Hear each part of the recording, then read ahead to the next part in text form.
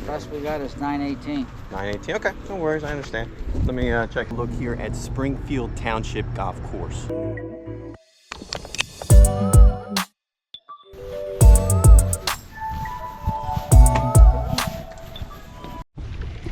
Originally built in 1947. The course is extremely historical. William Penn actually owned the land. It was deeded to him, and that was in 1681 when William Penn actually owned this land, and it was farmed since then until 1947.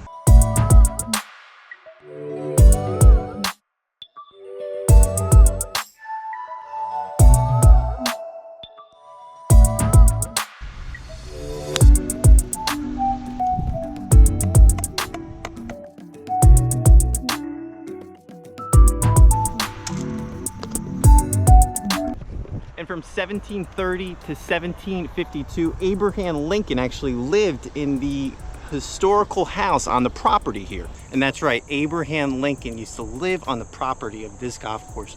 Our 16th president. Springfield Township purchased the course in the 60s. It wasn't until the 1980s this public golf course was starting to be designed by the township. And we'll go all through the design changes the township had in the 80s to the 2000s. But here we're looking at Springfield Township Golf Course, a solid 3.7 out of 72 golf reviews. Walking in, it has some charm, and it has a little driving range to practice. The complex is huge. It's almost confusing to get to. Number one is a long par 4 that drops off. It's probably the challengingest hole on the golf course. Number 1 into number 2. I was impressed just by the first 2 holes of this golf course. The conditions, we'll talk all through the conditions of the golf course and the putting green surfaces that did putt true. There's a lot of power lines and interesting things happening on throughout this golf course. You can see right off the bat, as you're on number 4, you have a tower that you're targeting, but it's elevated, so it does bring some characteristics to the golf course. Now, overall, this course I didn't think was as nice as it was gonna be when I first got there. There's more elevation than you expect. The golf course itself was designed by Over and Tingley Civil Engineers, which was located in Pennsylvania in the 40s, and the original golf course was opened September 23rd, 1947.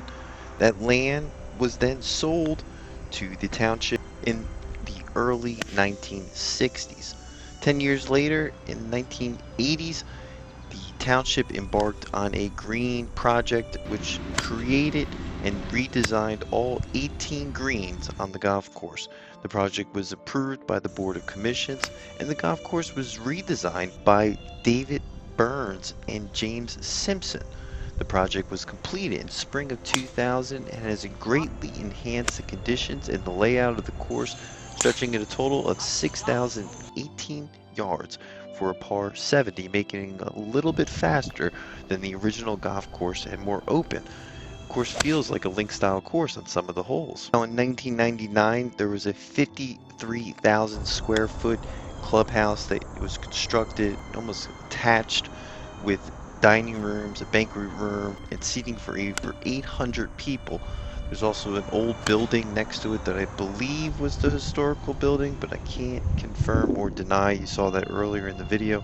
Overall, just to kind of close this video out and talk a little bit about my overall opinion of the golf course, I was highly underrated when I got here. I didn't think it was going to be as nice as it is. It's true definition of some historical Philly golf being built in the 1940s, that history kind of disappearing. But overall, I like these township courses, and I hope the township maintains this wonderful golf course to the next 100 years, hopefully. In my opinion, from 1 to 10, just like we do on all our other golf reviews, I'm going to sit this one at a 6.0. I don't think it belongs at a 5, but somehow, with its rich history in the Philadelphia area. And do it for our list. Keep a lookout for more videos to come. This is the Parfessor, an independent golf channel focused on the fun, affordable side of golf, digging our way into each public golf course around the United States.